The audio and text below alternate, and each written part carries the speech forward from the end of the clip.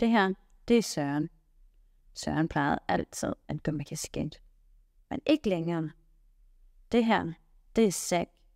Han er Sørens SMP-tekniker. SMP står for Scalp Micropigmentation.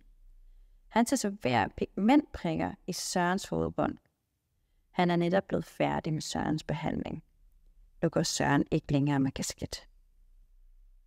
Kom tættere på her, så kan du se, hvad det ene går ud på.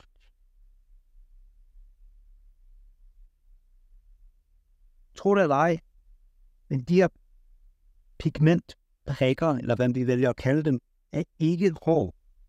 Det er illusionen af hår. Og det er det scalp micropigmentation, det går ud på. Men gør det ikke ondt, så du bliver tatoveret i hovedbunden? Det kan du finde ud af i den her video.